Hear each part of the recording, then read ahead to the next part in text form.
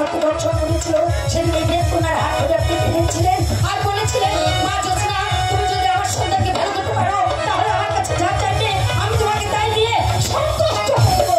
হ্যাঁ বলেছিলাম, তুমি বলো এই মুহূর্তে আমার রাজভান্ডার আমি তোমাকে খুলে দিচ্ছি, যত অর্থ লাগবে এত অর্থ নিয়ে যাবে যে তোমাদের মেয়ের যদি 7 পুরুষ বসে গেলেও ফুরবে না।